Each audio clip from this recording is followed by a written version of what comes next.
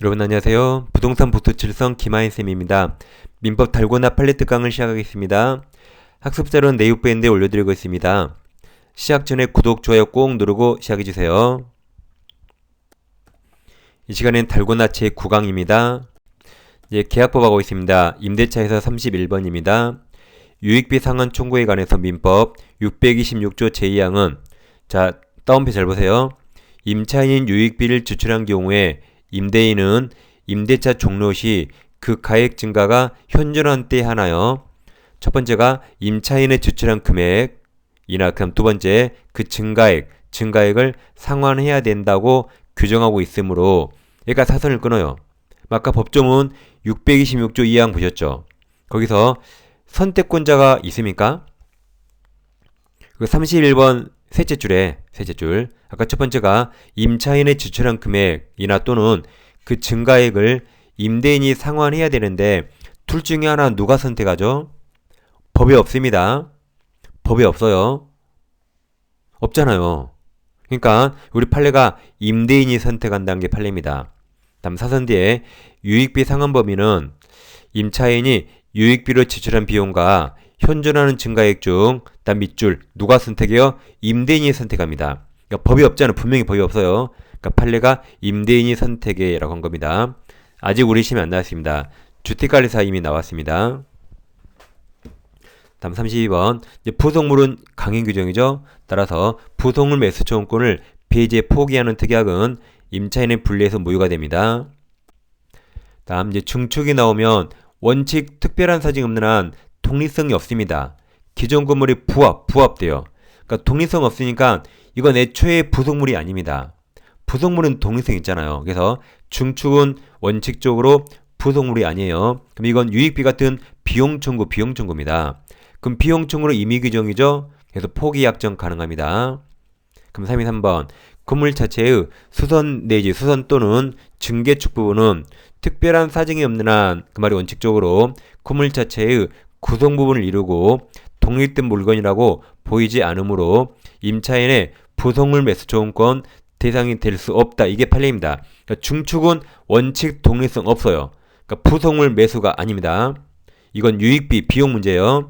따라서 건물 임차인이 자신의 비용을 들여 중축한 부분을 임대인 소유로 기속시키려 한 약정은 특별한 사정이 없는 한 이거 유효입니다.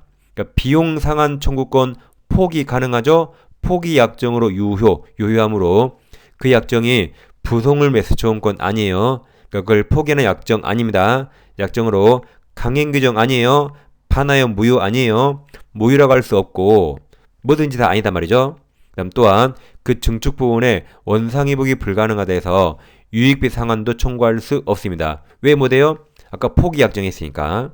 그래서요. 증축은 원칙, 비용은 상환 청구고 임의 규정이라 포기 약정 가능하다. 부속물이 애초에 아닙니다. 다음 34번 부속된 물건이 오로지 임차인의 특수 목적에 사용하기 위해서 부속된 것일 때는 이건 객관적 편의가 없어서 부속물 매수 청구가 안 됩니다. 35번 밑줄이 채무불이행 나왔죠? 그러면 지상물이든 부속물이든 매수 청구 대상이 되지 않습니다. 36번 임차인 지위가 전전 승계된 경우 특별한 사정이 인정되지 않는 한 종전 임차인을 승계한 지위를 승계한 동그라미 쳐요. 현 임차인 동그라미 현 임차인이 이제 부속물 매수를 청구하겠죠? 청구할 수 있습니다. 37번 건물 소유를 목적으로 하는 토지죠. 토지 임대차에 있어서 토지 임차인의 지상물 매수 청구권은 기간 정함이 없는 임대차에 있어서 임대인의 의한 해지 통고 동그라미 해지 통고란 기간 정하지 않을 때라는 거죠. 해지 통고에서 그 임차권 소멸한 경우에도 임차인의 계약갱신 청구 유무에 불구하고 그 말이 계약갱신 청구할 필요 없이 곧바로 매수 청구 인정됩니다. 그러니까 임대인이 그만두자고 해지 통고했죠. 거기다 대고 갱신하실래요? 이상하잖아요. 그래서 이때는 갱신 청구 없이 곧바로 매수 청구권 인정됩니다. 38번 밑줄이 채무불이행 나왔죠? 아까 부속물 매수 청구 X 여기 지상물 매수 청구 X. 다음 39번 이제 왼쪽이 갑토지고 오른쪽이 임차인 또는 여기 제3자 병토지입니다. 우리 이제 갑토지 빌렸죠? 그럼 우리는 갑토지에 건물 지어야겠죠? 제3자 토지까지 걸쳐서 건물을 짓습니다. 그래 놓고 이 전부를 임대인 갑에게 매수 청구하면 될까요? 안 되겠죠. 이때 판례는 갑토지를 임차했죠. 그럼 임차한 토지, 임차지상에 서 있는 건물 부분 중에서 이게 구분 소유 객체가 가능해야 돼요. 그래서 구분 소유 객체가 가능한 것에 한하여 매수 청구할 수 있다고 판시합니다. 그러니까 이게 애초에 구분 소유 객체가 되지 않으면 매수 청구 못합니다. 그 다음에 이제 자 갑토지를 임대차에서 우리 지상이 건물 지었죠. 근데 이 건물에 근저당권이 있습니다. 그래서 매수 청구할 수 있습니다. 그러면 저당권 없는 건물 있나요? 거의 없죠. 따라서 저당권이 있더라도 을은 갑에게 내 건물 사라고 매수 청구할 수 있다. 여기까지 우리 시험에 나왔는데 그럼 얼마에 살 것인가? 건물 시가가 10억이고 근저당권 채권 최고액이 4억입니다. 그럼 매수가격이 얼마일 것인가? 이거 아직 시험에 안 나왔습니다. 그럼 시가 상당액 10억일까요? 아니면 10억에서 채권액 4억을 뺀 6억일까요? 10억입니다. 자, 누가 근저당권자에게 돈 빌렸죠? 을이 빌렸죠? 그러면 4억은 채무자 을이 갚아야겠죠? 근저당권자 허락 없이 채무자를 막 갑으로 변경합니까? 그럴 수 없죠. 따라서 을이 채무자라 을이 4억을 갚습니다. 그럼 갑은 건물 시가 상당액 10억에 사는 거죠. 오른쪽에 벽에 자 빨강색 있죠? 빨강색 글씨 이제 매수 가격은 첫 번째 빨강색 시가 상당액을 의미하고 여기 시가에서 근저당권의 채권 최고액이나 피담보 채무액을 공제한 금액 6억이 아니에요. 10억입니다. 그래서 이 10억이까지 시험에 안 나왔죠. 그 다음 이제 갑부동산을 우리에게 임대차했는데 우리 임대인 동의 없이 무단으로 양도 전대합니다. 그래서 병이 점유하면 갑은 임대차를 해지할 수 있죠? 근데 귀찮아서 해지하지 않았어요. 그럼 임대차 여전히 유효니까 을은 갑에게 차임 월세 줍니다. 갑은 을에게 차임 받으니까 재산상 손해였거든요. 그러니까 또다시 병에게 차임 상당의 손해배상이나 부당이득 반환 청구할 수 없습니다. 을에게 월세 한 번만 넣으면 끝나죠? 그럼 병에게 또 받습니까? 안 되겠죠? 한 번 받으면 끝. 그래서 병에게 다시 돈 달라고 못합니다. 지금까지 이제 민법이었고 이제 민특법 갑니다. 먼저 대항력은 해마다 시험에 나옵니다. 자, 갑소유 부동산이 있는데 첫 번째 근저당권자 A가 있고 두 번째 지상권 전세권. 그럼 지상권 전세권은 물권이라 대항력이 있습니다. 그다음 임차권은 원칙 대항력 없지만 가로 열고 대항력 갖췄다고 써 있어요. 그럼 이 을들은 갑과 계약이겠죠. 갑과 계약했습니다. 을들은. 그 다음 세 번째 근저당권이 나왔는데 여기서 네 번째로 이 X부동산이 매매가 돼서 병 앞으로 소유권 등기가 합니다. 그러면 소유자가 병으로 바뀌었죠. 그러면 새로운 소유자 병이 을들에게 너희들 다 나가 그래요. 그럼 이 을들은 쫓겨납니까? 안 쫓겨납니까? 그럼 이 을들이 대항력 있으면 안 쫓겨나고 대항력 없으면 쫓겨나는 거죠. 그럼 이 을들은 대항력이 있어요? 없어요? 그러니까 지금 소유권 변동 원인이 매매죠. 매매로 소유자 바뀌면 저당권을 보는 게 아니라 병이 매수인 등기와 이 을들 대항력이 어떤 게 빨랐는가 보는 겁니다. 그럼 병이 네 번째로 등기했죠. 을들은 두 번째로 대항력 갖췄죠. 그러니까 이 을들은 갑과 맺은 계약을 당사자가 아닌 새로운 소유자 병에게 대항할 수 있습니다. 그러니까 남은 기간 못 나가라고 대항하는 거죠. 그리고 전세권자 나갈 때 전세금을 병에게 받아요. 주기는 갑에게 줬죠. 나갈 때 병에게 받는다. 임차인 을도 보증금은 갑에게 줬지만 나갈 때 병에게 받습니다. 이게 을들은 갑과 맺은 계약을 병에게 대항할 수 있다.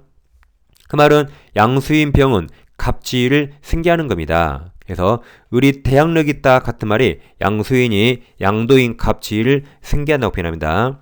그 승계한다 그러면 병을 갑자리에 대입해요. 그러면 을과 병이 계약 맺은 것처럼 병이 똑같이 책임지는 겁니다. 그것을 을은 갑과 맺은 계약을 병에게 대항할 수 있다. 같은 말이 양수인 병은 양도인 갑지위를 승계한다고 표현합니다. 근데 이번에 매매가 아니라 이 후순위 재산권자가 경매를 청구해서 병이 경락받았어요. 경락인 병이 을들에게 다 나가 그랬죠. 그럼 이 을들은 쫓겨납니까 안 쫓겨납니까? 그럼 대항력이 있어요 없어요? 경매에서 대항력 판단 기준은 경매 신청한 저당권이 아니라 말소기준 원리, 그 부동산의 최선순위 저당권 1번이죠. 그럼 1번부터 다 지워진다, 소멸한다, 소멸합니다.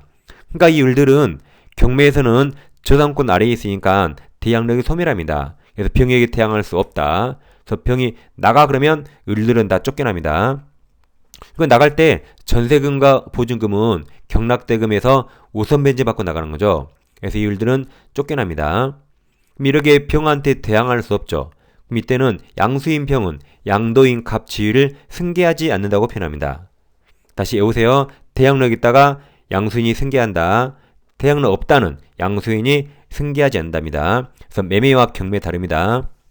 만약에 저 X부동산이 아파트의 주택에 저당권자 A가 있고 두 번째로 주택임차인 을이 들어갑니다.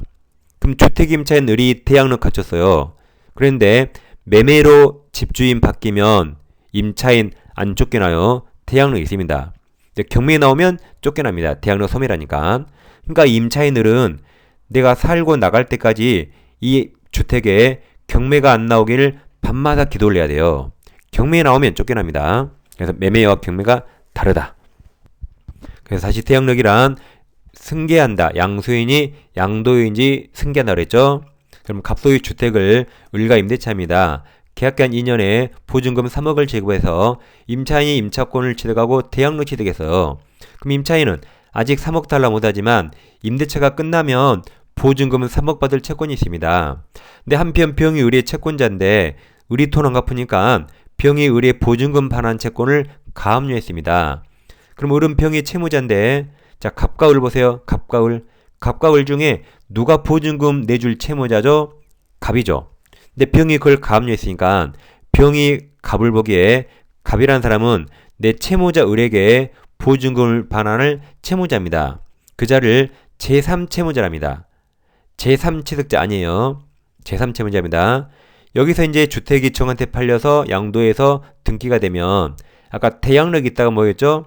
양수인 정, 매수인 정이 갑, 양도인 지위를 승계한다 했죠. 그래서 양수인은 제3채무자 지위를 승계한다. 따라서 가압류 채권자 병도 양수인에게만 가압류력을 주장할 수 있고 갑에게 할 수 없습니다. 갑지위를 다 정의 승계했죠. 그래서 1번 주임법은 대항력권 갖춘 임대차의 목적이 된 임대주택 양수인은 임대인 지위를 승계 동그라미 승계한 것으로 본다고 규정하고 있는 바 임차인의 임대차 보증금 반환 채권이 가압류된 상태에서 임대주택이 양도 매매되면 양수인 동그라미 양수인이 채권 가압류의 제3채무자 지위도 승계하고 가압류 채권자 또한 임대주택 양도인이 아니라 양수인 정, 양수인에 대해서만 가압류력을 주장할 수 있습니다. 두 번째, 후순위 저당권 실행으로 목적 부동산이 경락이 되어 동그라미 쳐요. 선순위 저당권 동그라미. 그럼 K가 말소 기준 권리죠. 선순위 저당권이 함께 소멸한 경우라면 비록 후순위 저당권자에게는 대항할 수 있는 임차권이라도 소멸된 선순위 저당권보다 뒤에 대항력을 갖춘 임차권은 함께 소멸하죠. 아까 샌드위치. 따라서 경락인에 대해서 임차권료력을 주장할 수 없다. 가로 열고 같은 말이 밑줄이 그 밑에 밑줄 대항할 수 없다. 같은 말이 경락인은 임대인, 양도인 지위를 승계하지 않는다. 그럼 임차인은 방 빼야 되죠? 그래서 마지막 밑줄 부동산을 경락인에게 인도해야 된다. 방 빼야 된다. 다 같은 말이에요. 대항력 없죠? 그 말이 효력을 주장할 수 없다. 경락인은 승계하지 않는다. 임차인은 방 빼야 된다. 인도해야 된다. 다 같은 말입니다. 3번 이제 주임법이 적용되는 임대차는 반드시 임차인과 주택 소유자인 임대인 사이에 임대차 계약이 체결된 경우에 한정되는 것은 아니고 주택 소유자가 아니더라도 주택에 관해서 밑줄에 나오죠. 적법한 임대 권한이 있다. 그런 자와 그런 임대인과 임대차 계약이 체결되면 주임법 다 적용됩니다. 꼭 소유자에 한하지 않습니다. 다음 네 번째, 주임법 상위법 똑같습니다. 그냥 우선 면제권이나 최우선 면제권 다 대지가액 포함합니다. 대지 포함합니다. 그래서 갑토지 갑급주택이 있는데 이걸 을이 임대차에서요. 근데 주택이 미등기 무허가도 주임법 적용됩니다. 근데 주택이 미등기라 대지만 경매 나왔다. 그럼 을이 우선 변제권이나 최우선 변제권이 있다면 을은 대지 매각 대금에서 다 행사할 수 있습니다. 한편 이제 동그라미 2번 임대차죠. 임대차를 당시에 임대인 토지와 주택이었는데 세 번째로 병에게 토지가 팔립니다. 그래서 제3자 토지가 경매 나와도 여전히 최우선 변제나 우선 변제 행사할 수 있습니다. 왜냐면 임대차 당시에 임대인 토지 주택이었죠. 그러면 제3자 토지, 병 토지가 경매 나와도 다 행사할 수 있습니다. 대지 포함 잘 기억하세요. 그 다음 이제 상인법에서 상가건물 임차하고 사업자 등록을 마친 사업자가 폐업 신고를 하였다. 여기가 사선을 끊어요. 그럼 폐업 신고한 순간 즉시 대항력 소멸했습니다. 소멸. 그 다음 하였다가 다시 같은 상호 및 등록번호로 사업자 등록을 하였다 하더라도 그럼 예전 건 소멸했죠? 그러면 다시 하면 그 다음날 0시에 새로운 대항력이 생기는 거죠. 그래서 그 뒤에 상인법상 대항력의 우선 변제권이 그대로 전속한다고 할 수 없다. 즉 옛날 건 소멸했단 말이죠. 이제 다음날 0시에 새롭게 생기는 겁니다. 6번 이제 상인법 적용 범위입니다. 단순히 상품의 보관, 제조, 가공 등 사실행위만 이루어진다. 그럼 사실행위만 이루어지면 장사하지 않죠. 그럼 상인법 적용되지 않습니다. 근데 다시 밑줄 사실행위만이 이루어지는 공장, 창고 등은 영업용으로 사용하는 경우를 할 수 없으나 그 말이 상인법 적용되지 않으나 그 다음 그곳에서 그러한 사실행위와 더불어 다시 밑줄이 나오죠. 영리 목적하는 활동, 장사를 한다면 그 말이죠. 함께 이루어진다면 이제 상인법 적용 대상인 상가건물에 해당합니다. 그러니까 사실행위만 하면 상인법 적용되지 않은데 거기서 장사까지 하면 그때는 적용된다는 거죠. 자 이제 달고나 9강을 마치고 다음 시간에 10강이 남아있습니다. 마지막까지 끝까지 최선을 다하시면 좋겠습니다. 자 감사합니다.